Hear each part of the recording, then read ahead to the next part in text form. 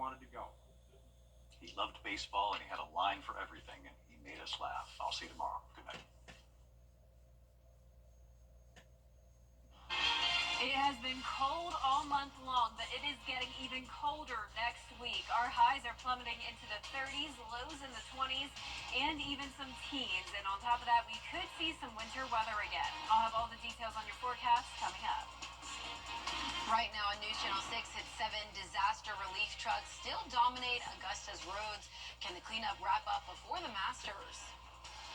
Also ahead, tragedy in Screven County. 2 young men are dead after a fishing trip ends in a boating accident. What we know so far is your News at 7 starts now. Live from Television Park, this is WJBF News Channel 6 at 7.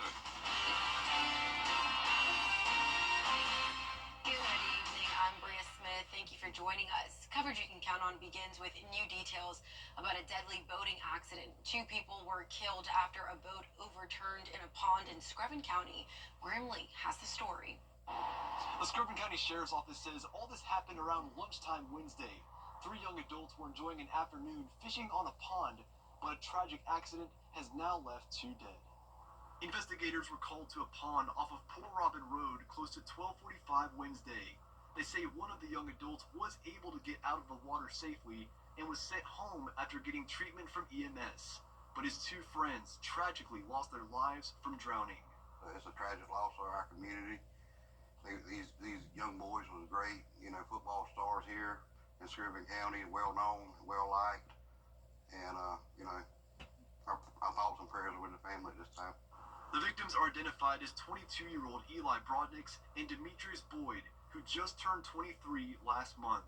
Investigators say the accident happened when 21-year-old Timothy Ward got out of the boat while Boyd and Brodnix were still fishing. From our understanding, the 2 gentlemen was able to hook fish and jerk back in the boat to set the hook, and when the boat overturned backwards. Multiple law enforcement agencies were called to help find Boyd and Brodnix. Dive crews recovered their bodies after a 5-hour search in 46-degree water. With the warmer months coming soon, the sheriff says it's important to have the proper equipment whenever you get on the water. Life jackets saves lives. Learn to swim. Always be prepared. Have your life jacket. Wear your life jacket. Make sure it's hooked and fits properly. Sheriff Royal says they're still investigating the circumstances leading to these deaths, but they're not suspecting any foul play at this time.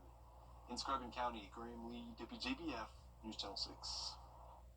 It's time now for our first check of the weather. Here's Chief Meteorologist Jenna Petracci. And Jenna, it's been a lot warmer than last week. I feel like it was super cold. Yeah, and this is about as warm as it's going to get, so I hope everyone is enjoying it while it lasts. Here's a look at our Terry Lambert Hyundai Skyview cam now into Burke County. Clear skies again tonight, and you can see we had no rain recorded today. Our low this morning was well below average at 24, so it has still been very cold in the mornings. But in the afternoons, we've been pushing 60 degrees, so haven't quite got to that 60 yet, but high at 59, we'll take it. That's right on track with average. Hard to picture 80 degrees, though, was our record set back in 2013.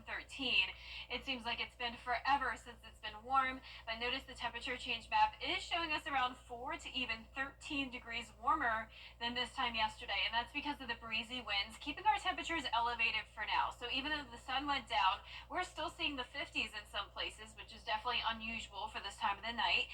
50 in Thompson, 50 in Barnwell, Louisville at 49. Aiken, you're sitting at 47 degrees, 50 in Wrightsville, and 49 in Edgefield. The dew points are in the 20s, so another dry day, and the winds are coming in from the northwest, or really southwest now. 5 miles per hour in Augusta, 6 in Aiken, 5 in Waynesboro, 7 in Evans, and we're seeing gusts up to around 20. So earlier today, we did see those gusts up to 30 miles per hour.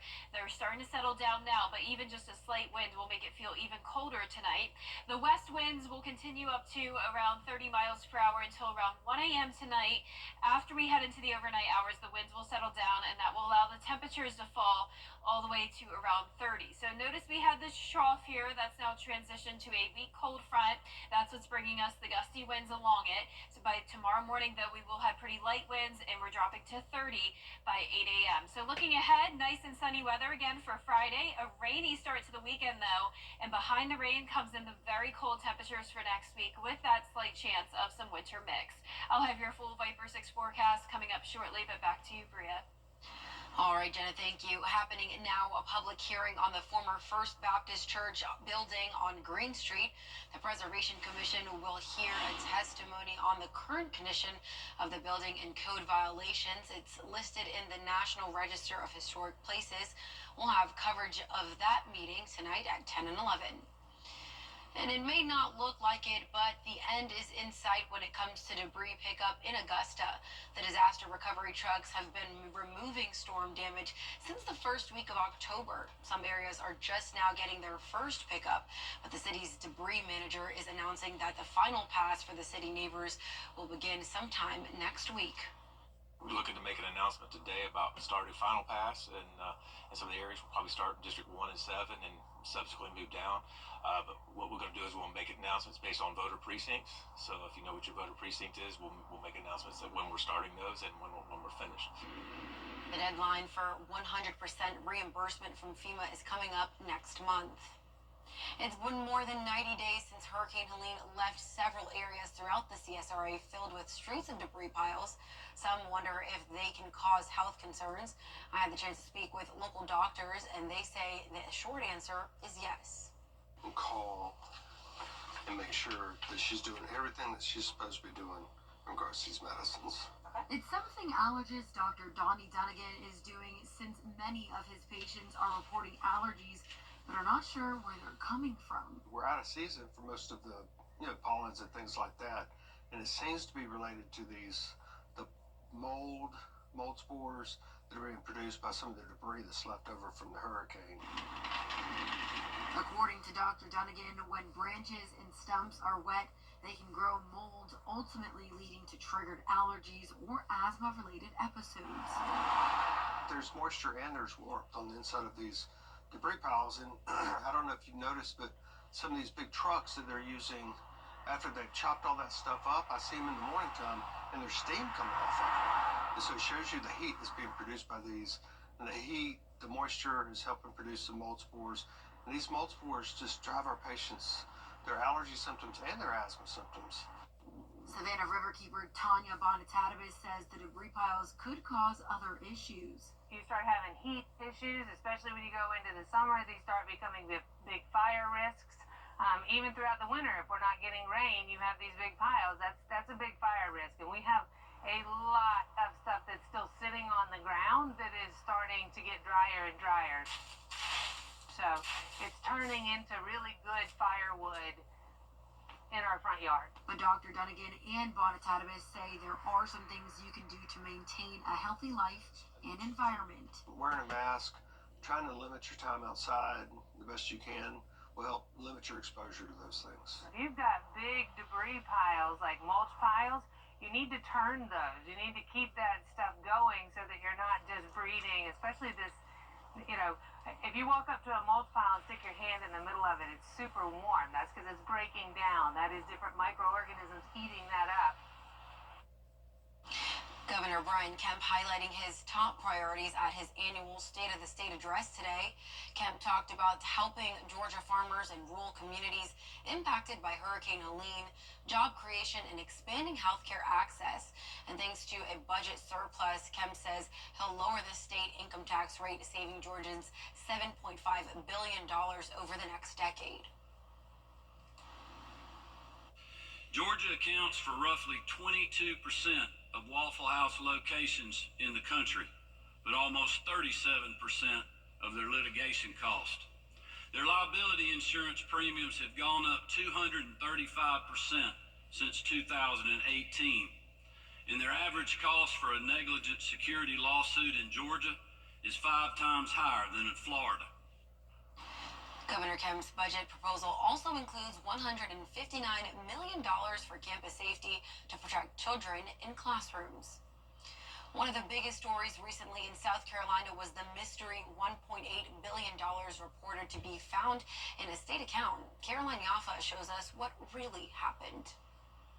After months of investigations and testimonies, a financial consulting firm's report shows that Aaron's $1.8 billion never fully existed. The forensic accounting report from financial consulting firm Alex Partners shows that $245 million was the only reportable investable cash. The other $1.6 billion was accounting errors. In a statement released by Governor Henry McMaster, he says in part, there were unintended accounting mistakes made by different parties involved in a state government's transition from an old accounting system to a new accounting system. We were at the news conference Thursday when Representative Heather Bauer asked for State Treasurer Curtis Loftus to step down, saying he should have reported the errors and believes he covered them up. We sat down with Loftus in a one-on-one interview to talk about it. Heather Bauer filed today for your impeachment or resignation. Can you say anything about that? I'm not interested. In the report, the consulting firm recommended several corrective measures to address the root causes that contributed to the error and how to prevent them from happening again. Governor McMaster says he's confident the recommendations will be embraced by the parties and the General Assembly. In Columbia, I'm Caroline Yaffa. Coming up, President Biden bids a farewell to the Oval Office, a recap of his goodbye to the nation after the break. What's up, Georgia? Washington. Another round of sunshine tomorrow, but then the clouds take over on Saturday with a high rain chance. Then on Sunday, mostly dry, and that will be the last of the warmth, you could call it, as we will have around a 20-degree drop-off by Monday.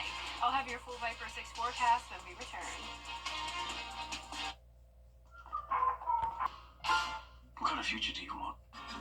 You have something worth fighting for. Failure is not an option. Anyone? Just a second, Bradley. Anyone? For this field, winners are put. Hold on to your butt. I know who did it. I know why. My thing's bigger. Shut up. Settle up, partner. Here goes nothing. Get you down. Thanks for coming after me. We look forward to our very bright future.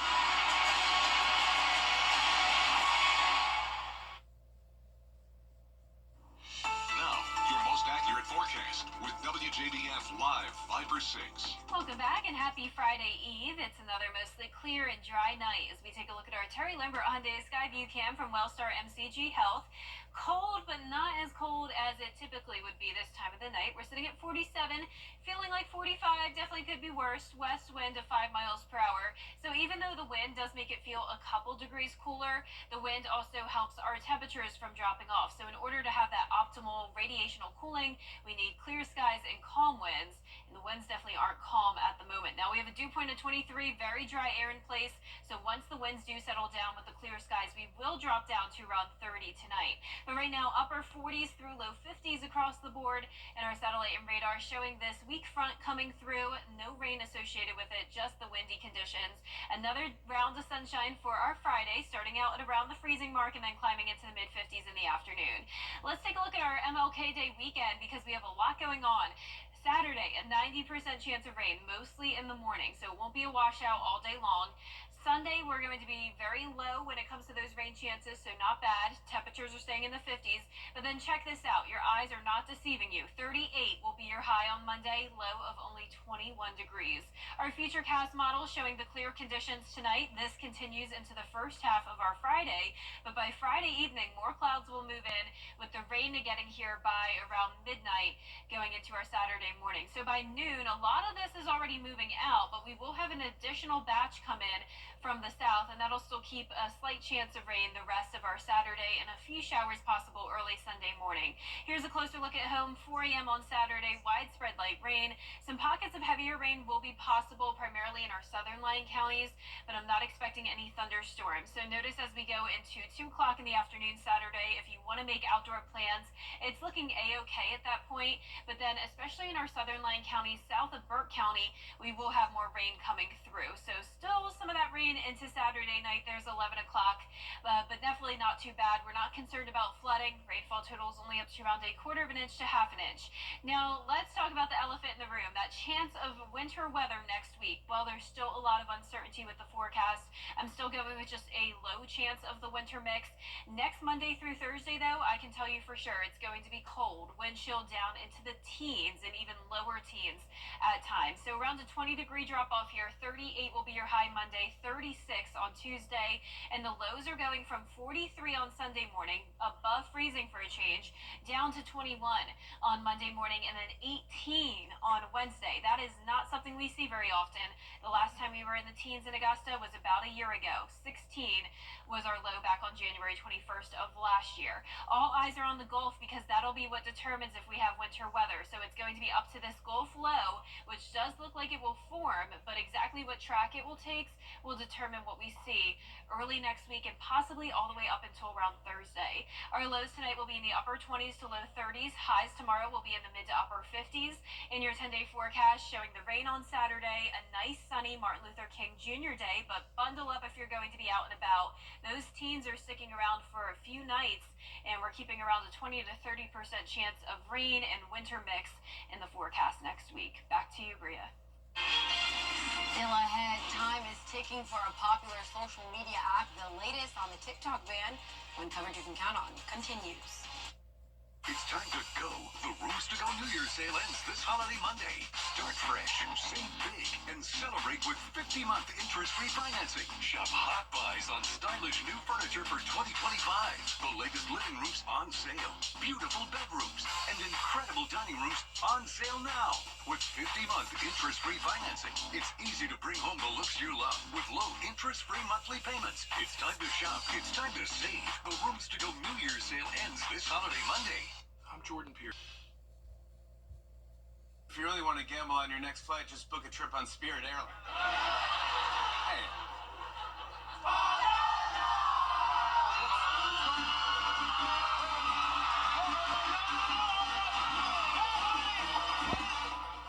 On January 5th, Bad Bunny released his 6th solo album called Debí Tirar Más Fotos, paying homage to his native island of Puerto Rico, celebrating the island's rich culture and history. And just 3 days ago, he celebrated with Jimmy Fallon on The Jimmy Fallon Show. Truly a beautiful work of art. That album really does exemplify our culture. Wow, I'll have to listen to it, and I love the way you said it. Yes, thank you. I'm glad you're the one reading that. Yes, I mean, it's really vibey. I think anyone can get down to it. Oh my gosh, yeah, I'm sure I would love it. Well, our forecast is showing cold weather as we go into next week, and we do have that slight chance of some snow again. Absolutely, Jenna, thank you. Well, that's all for our 7 p.m. newscast. There's more news coming up at 10 on MeTV Entertainment.